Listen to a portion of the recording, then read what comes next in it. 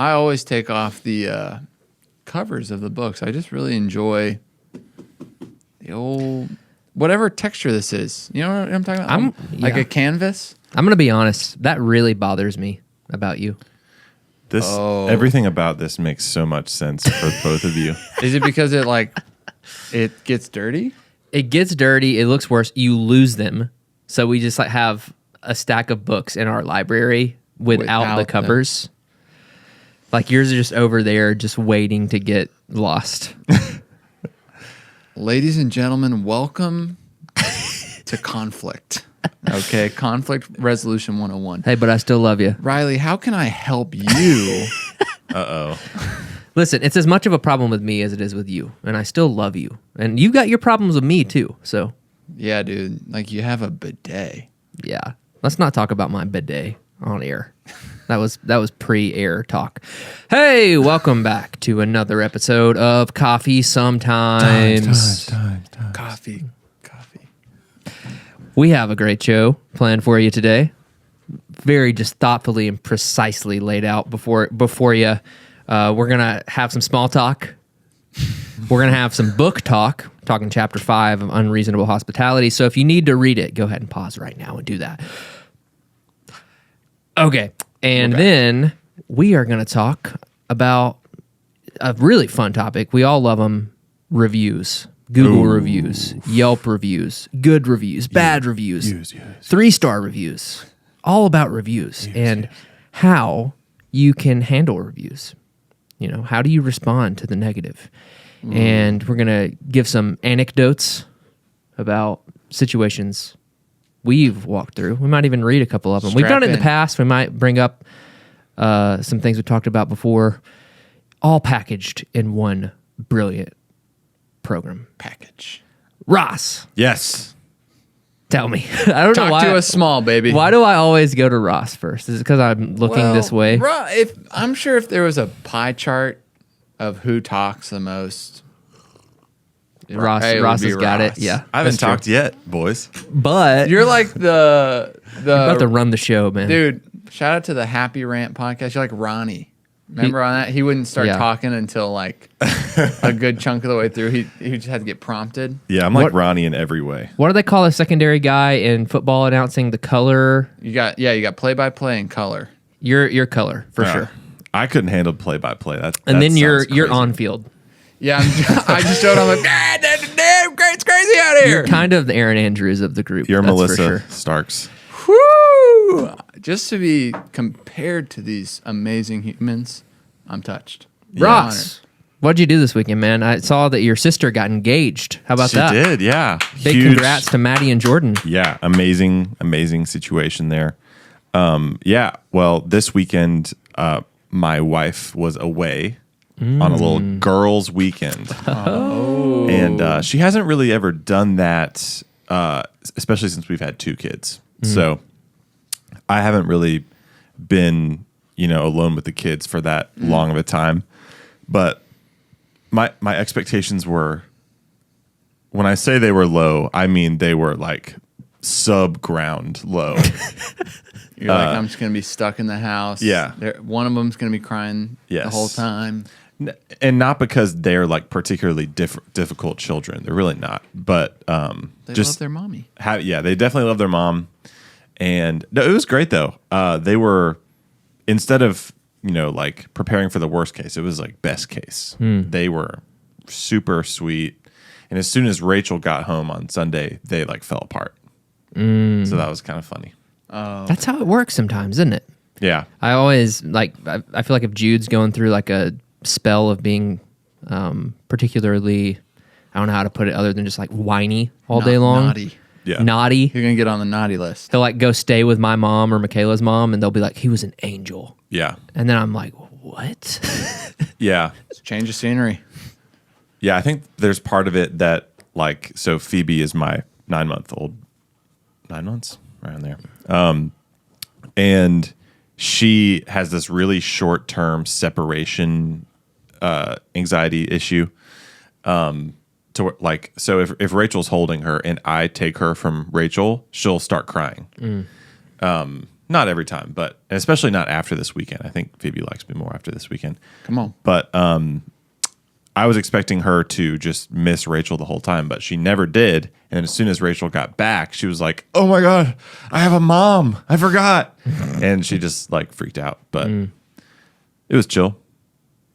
How was y'all's weekends? I got a little precursor to Riley's, but it sounds like he had the best weekend of his life. Oh my gosh. Whoa. It's amazing. Guardians of the Galaxy. Oh, say no more. I did see Guardians of the Galaxy. It was pretty good. What would you rate it out of 10 thumbs up? 10 thumbs up. That would take 5 people. Yeah, you'd have to like coordinate 5 people to give it. What 5 people? Like the 3 of us, Sam and Zion? Just like the people that are usually here? Yeah. Yeah, okay. Now that I have that context. It was like I have like a different grading system for superhero movies. For the MCU. Yeah. And it was pretty upper tier of those movies. Especially in light of some of their last works. They've been releasing some stinky poo-poo lately, for sure. So it looked like Clockwork Orange in comparison to some of their other It's stuff. looking like a Kubrick out there. Yeah. What are you guys talking about? Dude, Kubrick, man. I don't Kubrick, know dude. what you're talking about. But it was good. I'll say that. That's what I give it out of 10 Yeah, but thumbs up. like what happened? What I'm just happened? kidding. It was. I'll tell you this: Rocket was the main character. Did they win? How You're about that? kidding. Yeah, That's Bradley Cooper, right? yeah. And I crew? think that was what they were doing with the story. It was like, we've had all these movies. It's made it look like Peter Quill, Star-Lord, Chris Pratt was the main character, but in reality, Rocket was the main character all along. Wow. How about that? I kind of want to watch it now. It's a watch for sure. Just judging even just by the trailer. Like I saw the trailer for this newest Ant-Man and I was like, might watch that when it's free on Disney Plus, but Sure. I'm not giving my money for that stinky poo-poo. Hey, the Quantum Mania? I live with my parents. Okay. Deal with it. My grandma lived in an in-law suite next to my parents. She moved. And Michaela and I moved in there, so it's a much better situation for us. We have our own kitchen. It's just our own place, essentially, as we ready ourselves to build our house someday. Interest rates, am I right? Yes, you're right. Yeah. What are they at right now? It's bad. It's like 7 or something. Yeah, I mean, I'm talking 6, 7, 8. You're on a what? 2? 2.7. Yeah. Oh, So that's a life-changing amount of money right there. yeah, this past weekend, Michaela and I moved, and that was just all day, every day, working on doing that. And Did you get all your hue bulbs set up and everything looking all minimalist and yeah, modern? I did, Ross. That's awesome. This dude loves Scandinavian culture, so. It's just all IKEA, as far as the eye can see. I don't know. You know what? No, I do own something from IKEA. And it's funny that you said hue bulbs. I own some smart shades from IKEA. That's what I'm talking about. What's a smart shade? We have these French doors, and they're like all glass, Oh, yeah. and at sunset they close, and at sunrise they open. Dude, I was thinking lampshades. Me too. And like somehow it interacts with the... I should have said blinds. That would have. Yeah. No, I'm sure shade's the proper terminology. It's just one less thing to think about. But honestly, I really like them. They're very cool, and they were pretty cost effective for what they are. Thank you, IKEA. Yeah. I mean, we could just pause right there and just kind of explore IKEA's shade discography. Lampshades, window shades. Just- What about you, Ethan? Hey, how about us running into each other this weekend? Huh? You guys were hanging out without me. I wouldn't go ahead say and say we were that. hanging out. It was a lot more organic than that. Oh, yeah. We all ran into each other at the local wood-fired grill off Windward Parkway. You guys, The local Expedition Wood Fire Grill. Really? Are you serious? Hell yeah! I'm What does serious. that mean? I don't know. The local expedition. Let them cook. You guys ever heard that? Gen Z. I've heard No that. way. New. Yeah. Wee woo wee woo. New phrase alert. It's New not- phrase It's alert. not new. It's not new. New to Ethan. Yeah, What? we'll get comments about how it's not new. Wee So just woo Yeah. wee woo. Just hold your comments. So wait, let them Except cook is comment just like below. let them do their thing. yeah, it's like if you're just like doing something and you're like dancing out in the rain, someone will be like, oh, and then someone else will be like, dude, just let him cook. Or like let him develop and become something different. There's this Better. meme of Woody, like from Toy Story, and he's like stopping someone. I can't remember who it is, but it's like he's like doing this, and the meme is let him cook. Wow. That's really awesome. Hey, smash like if you guys knew about the "let them cook" phrase, and subscribe if you didn't. My name is Mr. Let Him Cook. Here it is. Oh, it's from Kingdom Hearts. Oh. Yeah. Hole up. Let him cook. There That's we what it go. says. I'll put it on the screen for you guys in That's the going edit. to be our new favicon for Valor. Yeah, there we go. We're let him cook. Back to you. Frisbee. Hung out with my family. Celebrated Maddie and Jordan. Hung out with awesome people. The end. Did some laundry. All right. Gotta do laundry. Oh. Turns out. Turns out. How about this book, boys? So we're wrapping up small talk. Yeah, it seems like Ethan was short-lived there. Yeah, you didn't want to ask about my laundry. Listen, you just don't like talking about what you did at any point. Am I wrong? You're absolutely right. All right. I was trying to be No. Courteous. No, Ross. Thank you. Thank you. And I'm once again sorry about this The book cover thing. book cover. Yeah. It does play to my disadvantage that it's white, and I have some greasy paws. Yeah. All right. So it's kind of discolored. You gotta start washing them hams. Chapter 5. Coming from you, dude. You got the greasiest paws of anyone I've ever met. It's true. You're kidding. They're not just greasy, they're acidic. Like You're rusting your strings. yeah. It's a problem. And my strings. yeah. I have a Dude. funny story about Ross. This one time, he borrowed my guitar, and he was like, dude, I'll set it up, get you new strings on it. Yeah. And I never played the guitar, first of all. So the strings were probably like And still don't. fine. And then Ross borrowed the guitar, put new strings on it, gave it back to me, and it was like the strings were 3 years old from him playing it one night. Yeah. It's You a like- it's a 3-hour set, okay? So you restring it and then played it? Restrunged. Correct. Restringed did it? yeah. Did it do? Okay, hey, yeah. Book.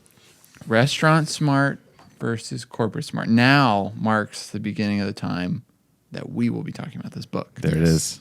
If you are uninterested in this portion, I don't care. Just listen. Get interested. Or Yeah. skip ahead. Chapters are below. You need to be a part of this. Yeah, this I often think of things in business and in life as spectrums. It's a spectrum. Wow.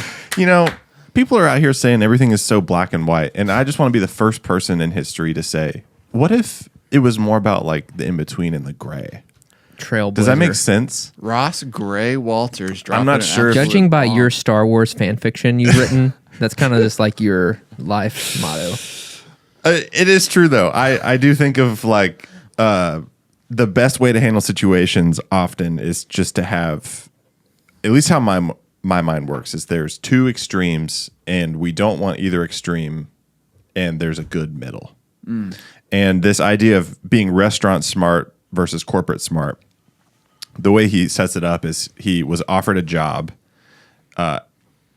to move up in a company that was very restaurant smart, right? Like it was a very, and what he means by that is a company that each restaurant that's a part of the chain is very, they have a lot of autonomy and they're very independent, and they have a very high focus on person-to-person connection and hospitality, and it's very decentralized leadership, and each person there you're really like relying on their personality and gifting to pull the whole thing off. And there's so many upsides to that. And I think we've gone through phases of that in our company. Oh, yeah. So he was offered a job to move up in a company that was like that, very restaurant smart. But he called his dad, and his dad was like, I think you need to learn the other side of the restaurant industry, which is corporate smart. Thank you. You're welcome. Absolute dog. The Jogged. the corporate smart side of the industry, because he always wanted to open his own restaurant. So he talked about how there's all those scary statistics of, the likelihood that when you open a restaurant it will fail in the first year is so high, and that is often because the people who start restaurants or coffee shops or whatever food service establishment, they know how to make good coffee, and they might know how to connect with guests and be hospitable, and they might know how to design a space, but that doesn't mean anything for their ability to run the business. And so he ended up not accepting that job for the Restaurant Smart company and went to a very, like, quote unquote, boring corporate company to learn what a P&L is, to learn what inventory looks like. The fact that the company that he went to is called Restaurants Associates. Yeah. I'm just like, Yeah, all right, did you make that up? it's rough. I fell asleep during that part. And I went to work. Well, yeah, he was talking about how when he worked at Danny Meyer's restaurants, he would watch the chefs, masterfully create a dish, and it would be so inspiring. And then whenever he went to this corporate company, Restaurant Associates, he would watch his boss do a P&L, and he was equally as mesmerized by this guy's ability. What was his name? Hani's ability to analyze and solve problems from the office side of things. Yeah. And he talks about, and I don't just want to summarize the chapter. I want to hear what you guys think about it and how it applies to our business. We got a lot of thoughts over here. But I found it particularly poignant. Dude, definition for poignant in the show notes. That he was talking about corporate smart, systems-led companies tend to be less creative, and restaurant smart, people-led companies tend to just have wobbly wheels as they go down the road. Like they don't really have they don't have that corporate support that you need to be a successful business as a whole. And whenever I hear that, I just think about us and how, and I think about businesses that we've consulted with or been wholesale partners with, that Mostly consulted. right. Consulted with through wholesale is what I meant. But if you want consulting, hit us up. Yeah, I already know. Anyways. Let him cook, dude. Yeah. To anyone that was considering it, just changed their mind in about 10 seconds. These jacklegs don't know anything. But we know how to read a book. Barely. I think about this other book we read and we've talked about on the show a lot, The E-Myth. E-Myth. Michael Gerber. Y'all are silly today, man. Shout out to my boy Gerbs. Talks about the different roles in a company as far as the technician that is knows how to do the work, with his hands, and then there's Baby in your hands. see, a whole new meaning to "da baby." You know what I'm saying? Ross is holding a very tiny baby. Do you miss in your his hands. kids? I'm sorry. No, I don't miss my kids. Dude, I Can do. you make a reel but out of that? I've just been with them a lot. Okay. dude, we're being silly because you're making us be silly. Hey, Yeah. that's fine. Hey, let him cook. I love it. Anyways, I don't even know what the fuck I'm saying. Hey, come on. Look, you were talking about Gerbs, Yeah. Michael Gerber. The Gerbster. You've got people in the business that know how to do the work Yep. and know how to physically do the job. but it doesn't mean those people know how to run the business. And then vice versa. You've got people who know how to run the business in the office, but that doesn't mean they're talented or skilled to do the work. Yeah. And it's this balance of giving people autonomy and ownership on the front lines, but also giving them the support and systems from the office side of things. And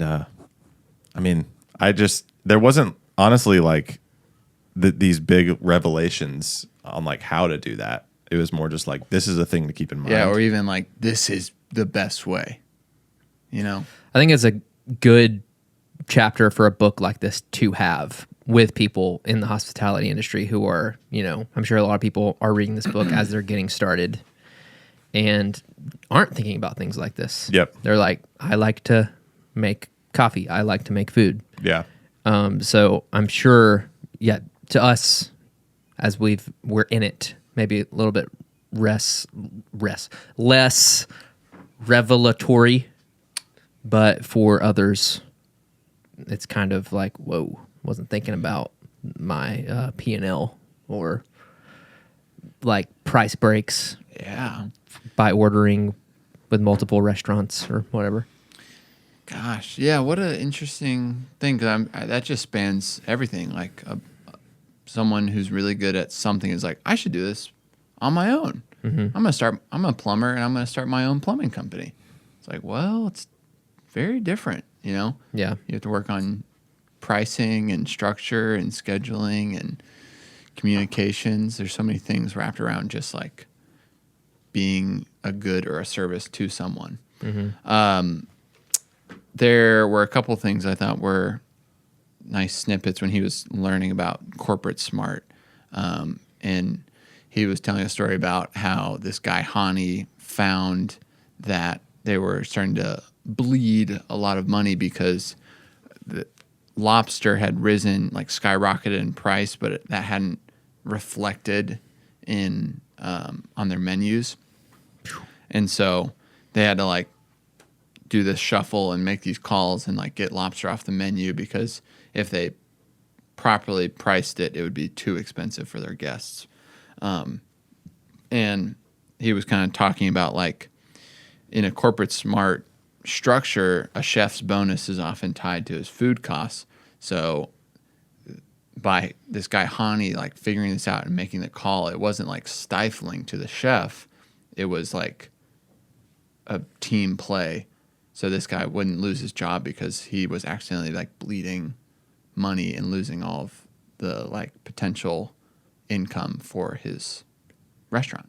And he said like they weren't stealing his creativity, they were returning it to him. They're like, hey, you can't. For some reason I'm thinking about like someone making something like creative, maybe like a painting. It's like, hey, you can't use this blue paint because the whole painting will be void. It's like, here, use these things, use these tools, and you're gonna have like a creative. You'll be able to like make something worthwhile, if that makes sense. And it does. It puts us on a spectrum a lot of times, because like right now we're working on a summer menu for 2 cafes now. And we're like, this is instantly what I thought about for Yeah. this chapter as well. I was like, we have people on the front lines that have amazing ideas, and then I feel like we have these like restaurant smart people with creative ideas, and then it has to go through like our like corporate filter about like, okay, but how do we price it? How do we source the ingredients? How do we like get all the equipment we need and what's our break even analysis on these beverages? Like, is this a like worthwhile journey, or would we just go on a journey that would involve us losing money? Interesting. Yeah. Man, I was thinking about that too. Or even, to take a step back, now that we have 2 cafes, like this whole corporate smart thing leading into the E-Myth thing, it's like we were talking about maybe doing a different menu for each place, which would create more of a load on HQ for producing like the syrups. It would like create some wouldn't create continuity between the places. And so we spoiler alert, we bought a slushy machine for a couple of our drinks. 2 slushy machines. So we had to buy 2 slushy machines to keep You gotta weigh things- that cost. Yeah. Yeah. So that's kind of a funny aside, but Yeah. Well, wasn't I mean, I know we might still be workshopping it, but we are this blend of like, we do want creativity. So it was like, X percent of the menu is structured and will be coming out from HQ. And then there'll be like specific flair to honor both cafes. So it does kind of put us in that gray that we're talking about. yeah. And I mean, to be clear, like talking about how people start businesses just because they are a plumber or just because they are a barista. That was a part of the reason that we started this business. So we have this constant, is it dichotomy? What does dichotomy mean? Like breakdown, like classifications. I don't know. That's probably not the right word. I think dichotomy, I thought it meant like 2 opposing situations. That's what I thought too. What you got going on over there, Russ? Ooh, special. We're going to get copy striked. Again. So anyways, we have these fighting forces of, at this point, the 3 of us are the executives of this company, but also we are in the day-to-day operations and like to do creative, fun things. You used the word correctly. It's a division or contrast between 2 things that are represented. Ignore what I just said. There's a dichotomy. Yep. Except what I said. We'll edit that out. So yeah, we'll edit it out. We always say that with we stuff. Just like we brewed the coffee. Yeah, this we morning. brewed the coffee. Me and Ethan together. Yeah. So I don't know. I don't know where I'm going with that necessarily, but You can relate, basically. Like we're just in it. yeah. And then it's like we might be doing something really cool for a while, and then I get that where I just like take a step back and I'm like, oh my gosh, we're spending a crazy amount of money in oat milk in this keg. Like, Yeah. what are we gonna do? We're gonna have to take this off. Yeah. Or like there's $80 of matcha going into this one keg or something. Yeah. And it's almost like even myself as the finance guy, I forget about things like that just because I'm wanting to do something super fun and creative. And there's totally room for that in places. Like we break even on stuff all the time. We love breaking even. Yeah. That's a win. We try not to ever lose money, but it's There you just go. it's if we're gonna break We do. even, but usually it's like on those menus it might be like we break even on this drink, but like our profit margin on this drink is like 88% or something like that. Yeah. So it kind of levels out. Usually the one that's break even is the most popular. It feels like, but anyways, Hey, let them cook. What? I've definitely had those revelations where we've been doing something for a while, and then I look at the cost, and then I just like have to come to you guys, and I'm like, guys, I don't think we know what's going on here. Can't do this no mo. Yeah, but at least we're aware of it. Well, yeah, I feel like we're just striving for longevity and sustainability. And those like, I'm sure the downfall of the restaurant smart company is that it's kind of a flash in the pan, right? There's like novelty, there's like excellence, there's artisanal, blah, blah, blah. But then it's like, is it sustainable? Yeah, look at Noma. Like they're done. They're gone. They're closing it up and only focusing on the side of their business that has made them money because of their book. But like they can't operate a restaurant anymore because they're doing such crazy things, which was super cool and earth shaking for the industry and has set like the restaurant industry on a certain path. But that's they have to cease operations. Yeah. One thing this might be one of my closing thoughts, because I know we've been talking about this book for ages now. But he was talking about, Will was talking about working for Hani, and he really wanted to see like a P&L for the restaurant, and he wouldn't let him see it for like months. And it was like for 6 months he was doing these sub reports, and then like when Hani finally shows him the P&L, it like all makes sense, and he's able to like talk to him about it and like talk through all the problems with it because he spent so much time learning everything he needed leading up to it. And he ends that little section by saying there's no replacement for learning a system from the ground up. and something I've been wanting to grow in is creating that like perfect training system for like what does it look like to achieve that while maintaining like doing training and upbringing like the right smart way, not like redundant for redundancy's sake or like totally overshooting and giving people way more responsibility than they should have because they get stressed out and the product suffers. Mm-hmm. I don't know if that struck you guys, but it made me be like, I would really love to continue to refine this process. Yep. I think one person in our organization that's doing that is Sam Smith. Like he's taking on more responsibility in the roastery, and think about his progression here. Like he started off just packaging, and then he took all the syrups, and then he took all the kegs, and then he's doing inventory, and then he's roasting. And so he's touched every aspect. He worked in the cafe. He's like cleaned around here. He's watered the plants. He's learned all these skills. Heck, he waters the plants. How about that? Present tense.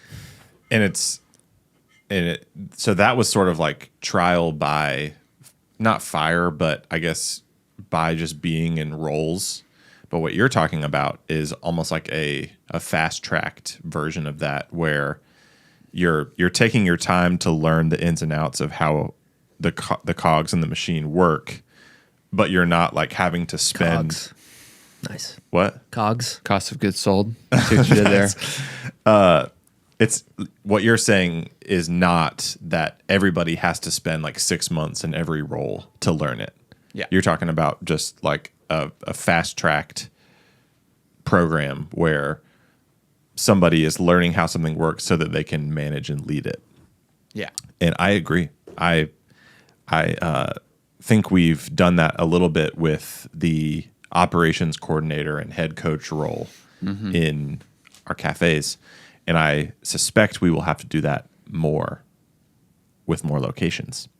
Because the way we did it the first time was similar to Sam. Like, we had somebody in the operations coordinator role, and, she learned that for over a year. Yeah. And then moved to head coach and is going to be able to manage an operations coordinator. So, but yeah, without understanding why everything works the way it does, you can't really like speak into it and lead it. Yeah. Oh my gosh. No, please. There's also this dichotomy of putting people into a role while you are developing the role at the same time. Ooh. And that's what we've done with pretty much everyone in leadership in our company startup right now. Vibes. But laying those foundations and constantly focusing on, developing a role while also having someone in that role or about to be in that role. It's hard, but now when we do it again at the next location, it's a little bit easier. This is true. And we've learned some things. Yeah. Yeah, I think it's easy to sit in some frustration on how you wish something could be better or you wished something could have been better, but still being grateful that like we are continuing to learn and we're continuing to grow. And we have the optimism that the next time we go through something, it will be better. It's like, yeah, that's cool. Remember how we used to talk about like, man, it took us so long, seemingly. We haven't really been doing this for that long, but like it seems like it's taken forever to get where we are. And I remember at one point we had a conversation that was like, what if we just saved up our money and dropped like, thousands of dollars on this like pro consultant that like would like can come in and like get us to 2 cafes in 6 months, and like brings in like the perfect systems and the perfect hiring procedures and taught us about extraction and just like and it's like I don't think that's always a bad thing to do, but we have just especially if it's us, if we're the pro consultants. Yeah, right. But going through all those things, the years of figuring it out, failing, figuring it out, failing, figuring it out, has proven so much more invaluable than if somebody just told us how to do everything. Even if they would have just told us like how to get exactly where we are and it would be the same as where we are now, we wouldn't be able to sustain that going forward. That's like, probably the downside of some consultants, unless it's us, of course. But, they maybe help you get to a place, but that doesn't really mean that you as the leader, as the owner, will be able to sustain that and manage that going forward. Almost like an unhealthy trajectory, Yeah. Yeah, you got to get in the mud, get down and dirty. Come on, you already know. Hey, we've been rambling about this book for ages, so why don't we move on to the meat and potatoes, huh? Let's do it. So, if you start a new business, if you're in the hospitality industry or any retail guest, customer-facing industry, you're probably going to have a Google profile or a Yelp profile or a Facebook page. And thus, you're going to have to deal with some good, some bad, and some ugly reviews. So Facebook has reviews, but Instagram doesn't have reviews? Correct. Huh. People don't review on Facebook. Yeah, that's what I was going to say. It is a feature for sure. So we have seen this, and I think I at least have taken some emotional toll from this in the past, to the point where I had to like turn off the notifications of reviews. I still find myself going and looking at them anyways. Oh, I haven't looked. We got to do a little dig, man. I haven't looked at them in a while. But it's hard to, it's like as if someone is bad-mouthing your kid. Oh. And I am constantly trying to grow in not caring, because most of our reviews, some of them are critical in a way that is beneficial, some. And then I would say most of them are reviews of decisions we have intentionally made that we knew would get us create a dichotomy, of people, and get us some bad reviews. Some friction. Yeah, and that's fine. But even still, it hurts. And we've noticed that more than ever with opening a new place, because I maybe we've already talked about this on the podcast a little bit, in the one about our new cafe. But when you open something new, you have so many different types of people coming to your space, and a lot of those just aren't your demographic. They aren't going to be the people who are your daily regulars. Yeah. And thus you get some ugly reviews. And that's just how it is. But, I don't know. What do you guys think? What do you think? I always go back again with the spectrum of things of reviews are sometimes, dare I say, occasionally helpful to tell you something that you didn't know that you'd like to improve. But that's rare, man. Like, it's very rare. And I think maybe when you first start out, that's a little bit less rare because you truly don't know what you're doing. But now that we like kind of know what we're doing and we have a proof of concept and track record in Alpharetta, I'm thinking about with Dunwoody, just like, because it's like, okay, let me let me read this one review on Facebook that somebody wrote.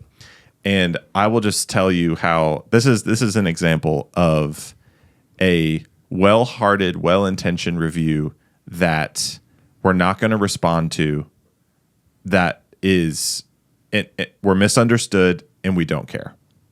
Here it is. Finally found Valor Coffee in Dunwoody. Coffee is good, nice place, which will be great during summer in a nice large space. However, the signage is tiny and it's very deceiving as a coffee shop, especially with Starbucks around the corner. I really want to see the shop succeed as Starbucks offers burnt, unflavorful coffee. In my opinion, in order to make it long-term, make use of that huge white brick wall next to your door and write your name on it so big that it fills every inch of the wall, and do some more advertising to really get your presence known. Word of mouth alone will not pay your overhead sustainably. Best of luck. Wait, was there like the star amount attached to that? So on Facebook, it's not stars. It's like they have a Dunwoody area restaurant reviews page, and they're just like writing about us. Like anyone can just go on there and just like write, and then people comment on those posts. Can I ask a question? Yeah. How old is that person? I don't know. I know that this review came in If you're on old, I love you. It's not about that. April 21st. Because and then my next thought is just like, you know, and this is again where there's just like emotional toll that reading things like that take. Because I'm sure you probably felt something reading that. I'm just like, I felt nothing. you know, just like this person is a business genius. Like, Yeah. you know. But it's like, have they been in Dunwoody when there's like an absolute line out the door? Yeah. The reason why I think this is a funny review is we just put up more signage, and which I've been meaning to ask you guys about this. Like there is this huge white brick wall that we are gonna have a mural painted on it. It says Valor or whatever, and like that's exactly what they're suggesting. But I don't need to respond. I think that is the first thing to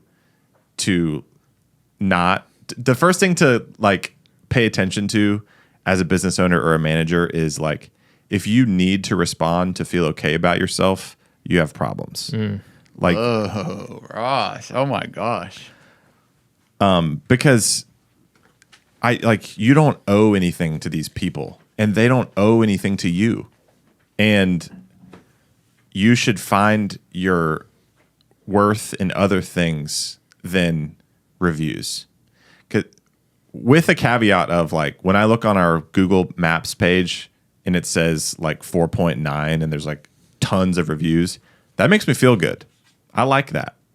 And honestly, like if it was 3 stars with a ton of reviews, that would make me feel bad. Mm-hmm. But if we as leaders and business owners just are blown by the wind of like whatever these essentially anonymous people say online all the time, then we will be very, very unhappy people and we'll just be consumed by these words online and not actually benefit and learn from them. So that's what I'm saying here. Like in this review, what I feel is misunderstood and misrepresented to the internet, and I feel judged. But none of that matters. Like I don't need to act on those feelings, and I don't need this lady to know that, oh, I promise we're on it. We're putting up new signage. Like I just don't care. I just feel like that's an important point. Like if you need to feel justified in your reviews, then that is a problem. I do think like, what do you guys think? Is there ever a time in your opinion to respond to a review? Well, yeah, I was about to ask is what do you think is, I understand from your perspective, whether you need to or not to is probably a good first step. But it's like, I wonder what the most empathetic thing to do is. Mm-hmm. Partially, I just think it shouldn't be in my like list of things to do. Yeah, there's better things to do. As in, like, I would rather just invest in my team and like, I don't look at the reviews, but there is helpful stuff. Yeah. And what's funny about what this lady is saying, like we literally tried to do exactly what she said. Yep. Like we couldn't get the permit for the mural or the sign on the wall. And we were just, by April 21st, I'm wondering did we have like our one sign up yet? No. So yeah, she's right. There's just like a name on a door. It's not even like coffee shop. Right. So I'm like, yeah, sure. But it's like, what you're saying is like, do we need to tell her that we're working on it? Is that empathetic, or is it just do it and then she'll see it? She'll think that it was her idea, which is great. That's she'll be fine. a mega fan. Because you see sometimes you see owners like they'll just respond to every review. So The good, bad, and the cringe. ugly. And I'm like, who's got time for this? Yeah. Yeah, I think whenever I say the first step is making sure that you don't need to respond as a matter of self-justification, that doesn't mean you shouldn't respond. That just means that like you are disqualified to respond if you need to do it. If you feel like you need to justify yourself. If you know that you don't need to, in like for your own insecurity or whatever it is, then you're allowed to. Because you may, I mean, I don't want to speak for Riley, but I know you have responded before because you were able to make a situation right. Yeah. Because it was like this person was trying to get coffee ground for a specific brew method, Turkish coffee or something. It was a very practical, non-emotional matter. And you're like, hey, I'd love to make this right. Yeah. And it wasn't like a... But then you ended with, do you still like me? Yeah. Signed Ross. Just put that... I'm like, dude, we didn't even know your Call me name. if you have any other problems. Ross's phone number. Anytime, day or night. Yeah, I'll answer. And that's, I don't know,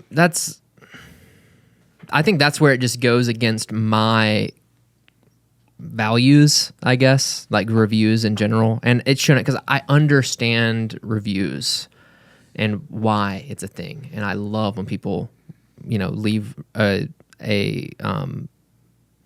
critical, like positively critical review or obviously a good review. And, a bad review, can serve a good purpose. But I'm just like, you're trashing us and we've been open for, at that point, 20 days. That wasn't trashing us, don't get me wrong. But there were plenty of reviews in that Facebook group of people trashing us. Maybe thrashing. Yeah. And it's hard. It's just hard for me. But I have not responded and I'm not going to. And I can't think of anything more cringe than just like going on a business's reviews and you just scroll through and there's a response from the owner to all the low ones that's like, well, actually, the reason that it's this way is because of this. You should never say, well, actually. Yeah, never say, well, actually. Unless you really mean it. But even, in that Facebook group, we even had like employees who saw that and were like, can I respond, please? And we're like, no, like it's not worth it. It would be one thing to respond to like all these people who are like, it's too, like the music was so loud. You can't sit and hang out in here all day. Or like, why, like, I think this place is still under construction because there's not any outlets here and here. I could be like, well, actually, like those are intentional choices. And that would be informative, but what's that going to help? It's not, they aren't going to like that response. They aren't going to like us anyways because those are our intentional choices. Yeah, it reminds me of Seth Godin, Purple Cow. About it's a marketing book about being distinct and just knowing your target, getting choked up, knowing your audience and sticking to it, and like we just decided to be like a louder social, like put the work area with the outlets in one area and leave that out somewhere else kind of place. And I'm like, I'm down for that feedback. Obviously, I'd love it in person, not like on the internet forever, because that's a different conversation. Like if you're like negatively reviewing just off preference, which I guess a review is just all preference. But like it's just on there forever. Like shout out to all the COVID reviews on our 44 Milton about like different people with their mask preferences and both sides giving us a good thrashing about following things too strictly or not following things strictly enough. But anyways, I've thought about how Google and Yelp would never like do this, but any COVID review should be gone. Yeah. I'm gonna get canceled for that. But yeah. But I think what you're saying is I didn't think about it until you said this maybe a few weeks ago. Of like the reality is that when you start a new thing, a lot of people that aren't your target like demographic are gonna come through and not like the intentional choices that you made. Yep. When the people that you are going after do like it and stay, and probably just don't review or leave a good review, which is awesome. And I guess it just depends on like, how do you feel about that? How do you feel about making something that's distinct and some people aren't going to like it? Mm-hmm. And I feel like what you're saying is like, yeah, you could take it personally, but I think there's just got to be this thing of like, okay, totally. Like I'll consider any negative review. Like, Sure. I just read this 3-star that was like, not enough seats. And I was like, huh, well, we really tried to like double. For Dunwoody? Yeah. I was like, oh, we crazy. more than doubled our seats. But if I go in the space, I'm like, yeah, I could see how someone would think that we could fit more seats in there. Yeah. I'm like, I hear you, man. Mm-hmm. But I'll keep that in the bank, you know? Yeah. I think Store that one away. it is important to non-emotionally and objectively consider every single negative review, because without that's just weak to not do that. You know, like Totally. you should be able to have the confidence in yourself and in your team and in your brand and in your business model that you can field anything negative and not take it personally, but view it as a potential opportunity to grow in some way. Yeah. You know, we got those Facebook ones. A lot of people were probably saying the music was too loud. And I feel like you guys went in the space and were like, you know what? Yeah, it's a little loud in this area. Maybe Yeah. I'll tweak the speaker volumes. So like, there you go. Boom. Yep.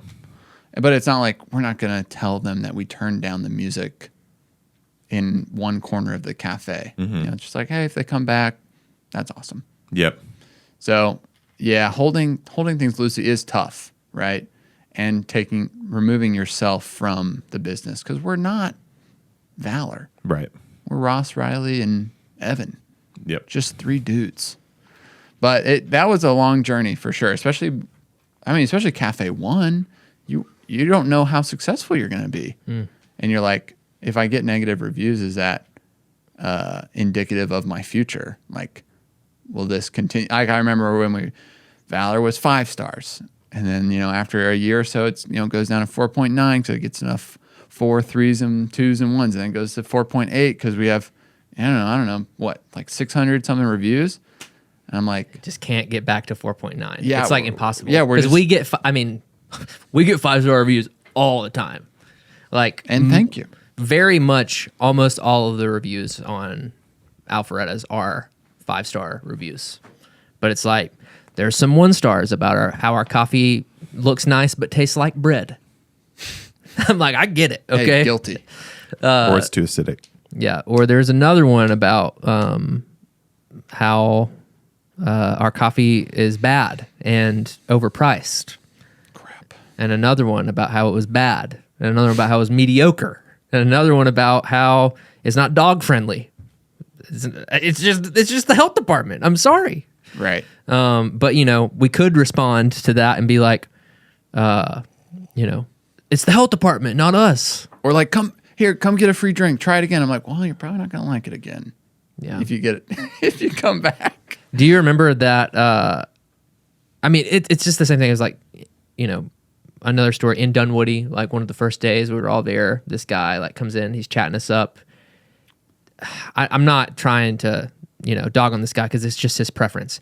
He starts telling us about how we need to have like the high quality stuff, Kona. Jamaica Blue Mountain, like clearly things that aren't, like he understands coffee in a different way than we do. He buys our coffee, he takes it home, he brews half the bag and brings it back and asks Ethan for his money back because the coffee was really bad and tells us about how we'll get better because we're new. And Ethan wasn't, a jerk to him. He just like gave him his money back. He couldn't find his credit card. Ethan took cash out of the register and gave him I was cash. like, I have honestly never been in this situation. I know. And then there was, we're like, I think a week or 2 in, and one of the new hires was like, oh, this is great. You can show me how to do this. And I was like, Yeah. let me just type your name into the system. Oh, I can't find it. Would you take cash? Yeah. Yeah. So, but anyways, point being, 70 later. why explain anything to this guy? Like, just make the situation as right as you can while being on good terms so he doesn't... he's going to go tell all of his friends that our coffee's bad, and that's whatever. But, like, regardless of what Ethan explains to him, it's not going to change his perception of our coffee and his palate or whatever. He's always going to think Kona coffee is the best coffee. Yeah. Yeah, and I was probably a little more forward than I typically would have been. I was just like, because he said, we'll get better. And I was like, yeah, man, I mean, we've been roasting since 2018. I'm sure we will get better for sure. But I was like, I think we might just have like a different kind of style. It sounds like the coffees you like are a little more like bold, robust, a little more like flavorful in your face. And I was like, our stuff's maybe like a little more delicate. And I was like, if you ever want to come back, I'd recommend getting this workers' comp one. Or the cheapest one on the menu. We have another coffee called Miracle on our website. Like, maybe if you want to try that again. But I'm like, yeah. Just this idea that you can please everyone and that you can make everyone happy is a fallacy. Yeah. It's kind of like a sad, a little bit of a sad conclusion, but just realistic. But yeah, our point, you don't have to prove yourself, because regardless if you think you're proving yourself, you're not proving anything. Like, I can just look through all these and just like, there's something to take from our coffee tastes like bread, sure. But I'm just like, you know what? I get that. I get why that would be like something that someone would think. But it's like talking about, some of them are just about how our baristas are too friendly and extroverted. And I'm like, okay, this just isn't the place for you. And that's just the fact of the matter. Yeah. What hills are you willing to die on? Because people are going to have some negative experiences about different things. And especially if someone's talking about the coffee, it's like, oh yeah, that's worth digging into and maybe figuring out what they got. Because sometimes they talk about, I feel like people have given some negative reviews around like Americanos being really watery. Mm-hmm. And we've like since changed the way that we make Americanos. Yeah. I don't know how much those have been connected, but when it does come to like fun, crazy environment, I'm like, yeah, that's something I'm willing to like take the negative review on and be like, for that one person, I know that there's like, I don't know, 50 other people that are like, they want to come to Valor for that reason because they're known and they have like a fun experience and they get to like, goof around for a little bit. So you're like, okay, yeah, I'll take it. Yeah, I'm thinking about this this idea that a lot of our security in these things is because we have a proof of concept, like we have a successful cafe, and we've had money coming through the doors and happy team members there for years now, and that gives us a sense of confidence. But I'm thinking about the guy or the gal that doesn't have that, like they're just starting out, and how to, when you don't have a track record, how do you become invincible to all this hate? And I think, where do you bend? Yeah, where do you bend? Where do you say like, no, this is just who we are? Like, to the whole point of our cafes being louder and more social. Like when even before we opened the cart, we were talking about that. Yeah. We were talking about how we never want our coffee shops to be this super chill coffee house, library, study environment with like Jack Johnson softly, barely playing in the background. And there's nothing wrong with that whatsoever. It's just that it's part of our brand to be the way we are. And so to use that term, like it's a core value of ours to be to have that kind of brand element in our spaces. Yeah. So when somebody comes against that, we can still hear it and we can still consider like, okay, theoretically, what would we change to cater to this? And would that change compromise this core value that we have to be a fun social environment? And like 99 times out of 100, we are like, yeah, this is who we are. Like, deal with it. Don't come back. It's fine. We don't need you. It's fine. We want you, but we don't need you. Yeah. And I'm thinking about, and maybe you guys would have a different answer to this. What have been the most helpful negative reviews we've gotten over the last 4 years or so? Ooh. The one that comes to mind for me is just the pacing of the line.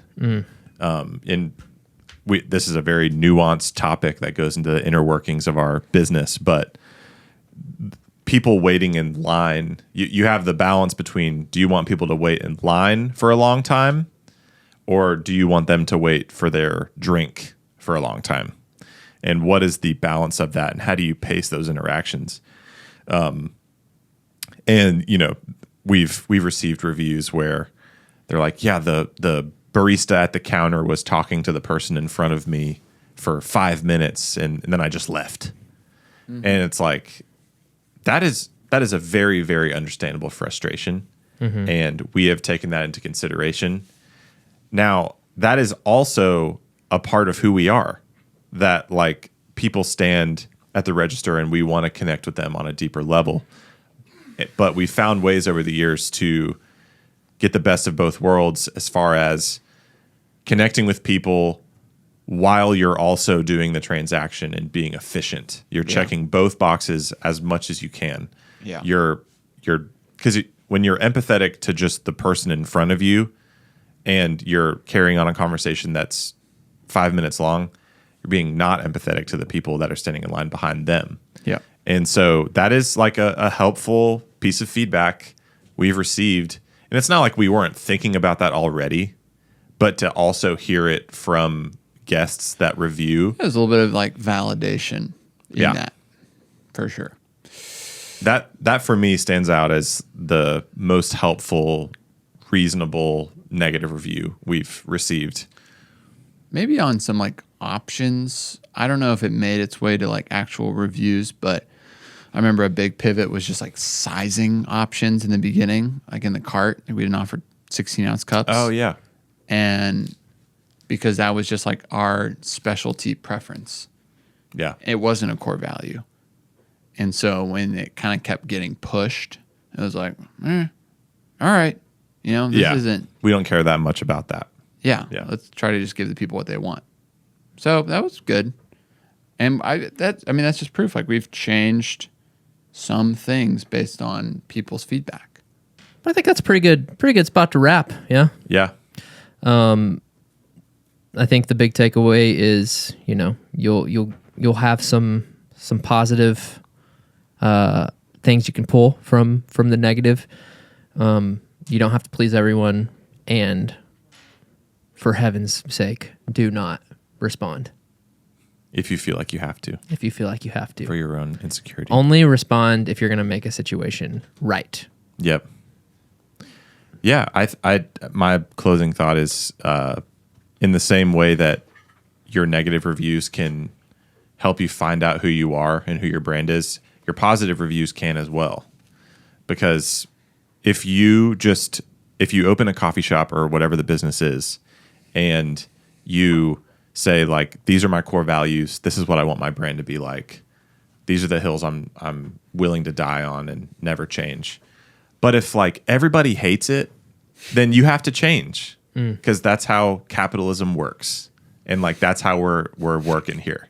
Like, and that's cool. Like that's great. Like it's this balance between your brand potency and your core values and the hills you're willing to die on, mixed with like, gotta make money. And whenever you have positive reviews that are enforcing your core values, that feels really good. Like whenever people say things that, especially when people compliment things that other people have hated on in the past, I'm like, all right, cool. That makes me feel good that we're headed in the right direction. Like, F the haters, we good.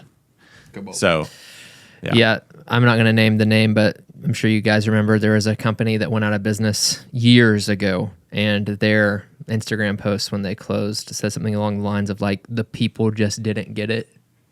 And I'm like, no, you didn't get it. Yep. That's why you don't exist anymore.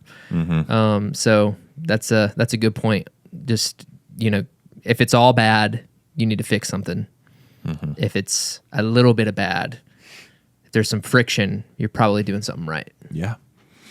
It's good stuff. Oh, yeah. That was fun. We always say that was fun. It was. It always is. It always is fun. It always will be. We love you guys. Love you guys. Love you.